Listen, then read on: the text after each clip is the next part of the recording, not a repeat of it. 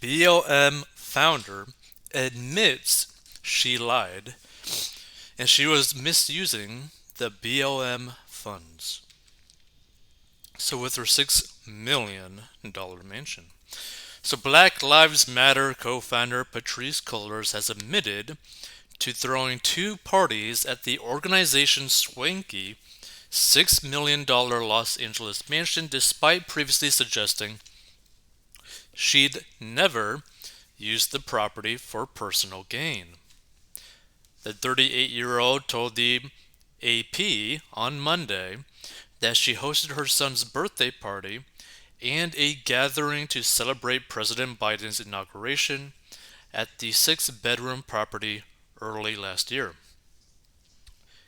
BLM faced a torrent of criticism and backlash last month when it publicly emerged that the organization had secretly purchased the LA mansion, which boasts a home with six bedrooms and bathrooms, a swimming pool, a sound stage, and office space back in 2020. At the time, Kohler said the property was purchased by BLM to serve as a meeting venue and campus. She also issued a statement denying suggestions she had lived at the property or taken advantage of it for personal gain. But Kohlers, who resigned as BLM's executive director a year ago after spending 6 years at the helm, said she used the property twice for events that weren't business related. In January 2021, Kohler said she was seeking refuge at the property because she'd been receiving threats on her life.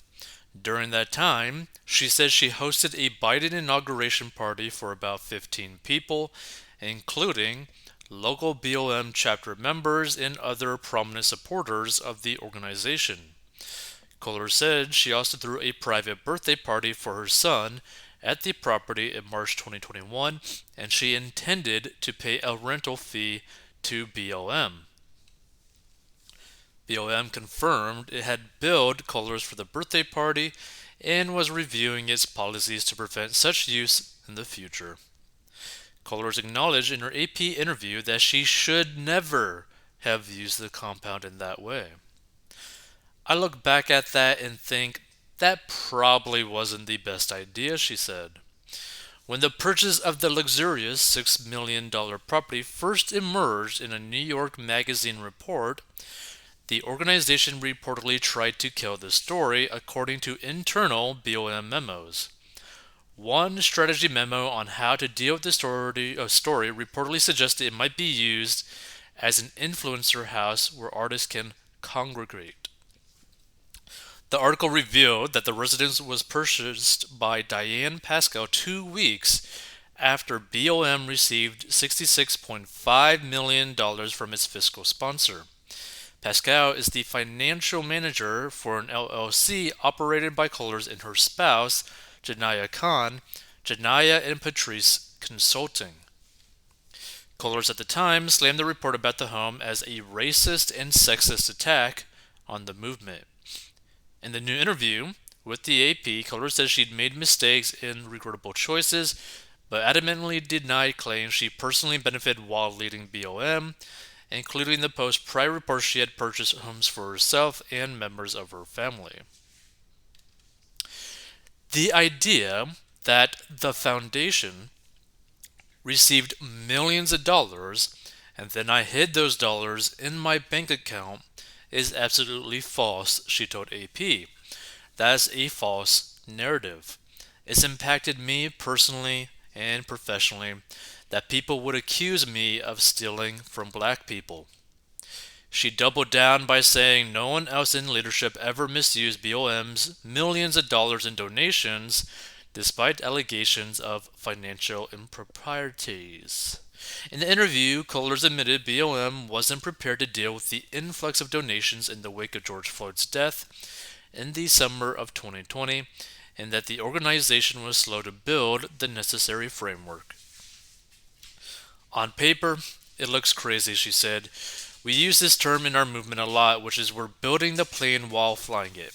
I don't believe in that anymore. The only regret I have with BLM is wishing that we could have paused for 1 to 2 years to just not do any work and just focus on the infrastructure. The organization has only recently caught up with its financial filings in California after BLM was declared delinquent in submitting required charity disclosures from 2020. A 990 filing submitted to the IRS for January through June 2020 listed Kohlers as an uncompensated executive director and the foundation's only employee. At that time, BLM reported no revenue, assets, contributions, or expenses. That filing listed one of BLM's board members as Shamlo Maya Bowers, the president at Bowers Consulting, a firm that has given the organization operation support for 2 years. Since Kohler's resignation last May, Bowers said the organization has been working to sort out its infrastructure and underwent an independent financial audit. Bowers said that audit, as well as the expected May release of its latest 990 filing, will show nothing impermissible or nefarious has happened with BLM's finances.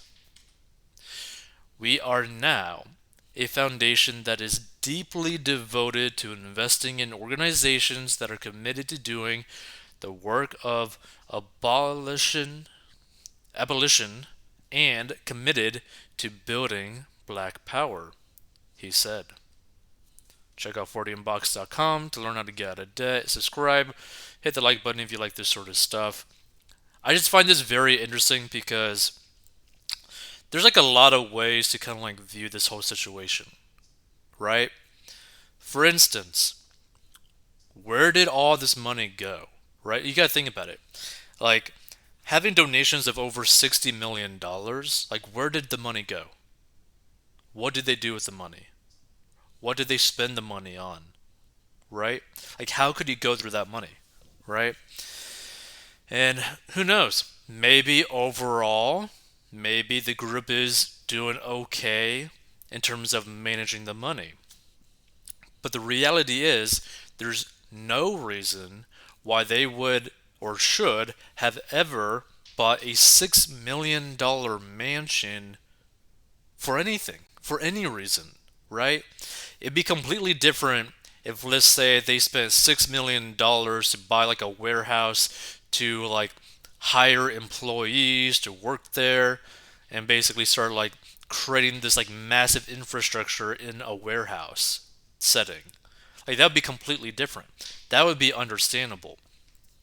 But buying a $6 million mansion, that's basically kind of like almost an ideal home for the majority of the population, and the fact that they lived in there, it's just odd. It's very off-putting as well.